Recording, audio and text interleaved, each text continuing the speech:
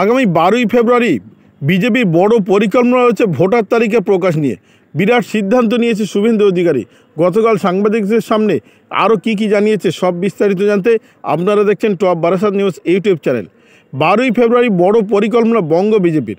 রাজ্য জুড়ে সমস্ত মহকুমা শাসকের দপ্তরে অভিযান করতে চলেছে গেরুয়া শিবির বিজেপি। সাংবাদিকদের মুখোমুখি হয়ে বিরোধী দলনেতা শুভেন্দু অধিকারী বলেছেন, শুধুমাত্র ডায়মন্ড হারবার লোকসভা কেন্দ্রই নয়, লোকসভা ভোটে তৃণমূলকে সুবিধা পাইয়ে দিতেই সমস্ত কেন্দ্রে অর্থাৎ 294টি বিধানসভা কেন্দ্রে ভোটার তালিকা থেকে বিজেপি নেতাকর্মী সমর্থকদের নাম বাদ দেওয়া হয়েছে।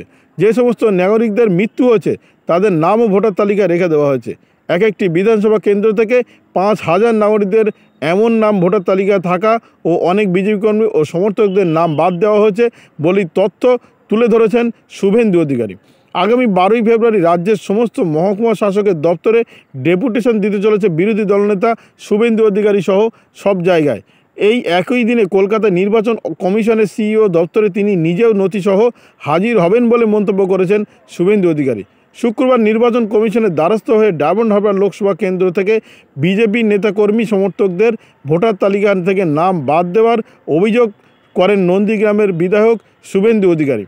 বিরোধী দলনেতার অভিযোগ, আসন্ন লোকসভা নির্বাচনে ডায়মন্ড হারবার কেন্দ্রে তৃণমূলকে জেতাতে এক শ্রেণীর বিডিওরা ইচ্ছাকৃতভাবে ভোটার তালিকা থেকে বিজেপি কর্মী নেতাদের নাম বাদ দিয়েছেন। সব মিলিয়ে লোকসভা নির্বাচন যত দিন এগিয়ে আসছে ততই শাসক দলকে কোণঠাসা করার জন্য চাপ দিচ্ছে বিজেপি। এদিকে নির্বাচন কমিশন সূত্রে খবর, শুক্রবার শুভেন্দু অধিকারী সহ বিজেপি প্রতিনিধি দল যে চাঞ্চল্যকর অভিযোগ নিয়ে কমিশনের দ্বারস্থ হয়েছিলেন সে ব্যাপারে ইতিমধ্যে সংশ্লিষ্ট প্রশাসনের কাছে রিপোর্ট তলব করেছে কমিশন। আবারও বলছি, আগামী 12ই ফেব্রুয়ারি বড় পরিকল্পনা বঙ্গ বিজেপির। রাজ্য জুড়ে সমস্ত মহকুমা শাসকের দপ্তর অভিযান করতে চলেছে তারা।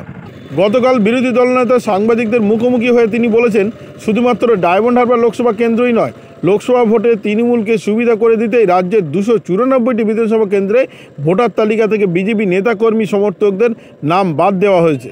যে সমস্ত নাগরিকদের মৃত্যু হয়েছে তাদের নামও ভোটার তালিকায় এখনও পর্যন্ত রেখে দেওয়া হয়েছে। এক একটি বিধানসভা কেন্দ্র থেকে 5,000 নাগরিকদের এমন নাম ভোটার তালিকা থেকে থাকা এবং অনেক বিজেপি কর্মী ও সমর্থকদের নাম বাদ দেওয়া হয়েছে বলেই তথ্য তুলে ধরেছেন শুভেন্দু। আগামী 12ই ফেব্রুয়ারি রাজ্যের সমস্ত মহকুমা শাসক দলের দপ্তরে ডেপুটেশন দিতে চলেছেন বিরোধী দলনেতা শুভেন্দু অধিকারীর বিজেপি দল। দরকার বিষয় বিজেপি কি করে আগামী 12ই ফেব্রুয়ারি থেকে আরও বেশ কয়েকদিন ধরে, সেটা দেখার জন্য সাধারণ রাজনৈতিক মহল অপেক্ষা করে আছে। ভিডিওটি আপনার কোনো প্রকার উপকারে লেগে থাকে অবশ্যই লাইক, কমেন্ট, শেয়ার করবেন। সেই সঙ্গে চ্যানেলটি সাবস্ক্রাইব করার অনুরোধ রইল। সবাই ভালো থাকবেন, সুস্থ থাকবেন।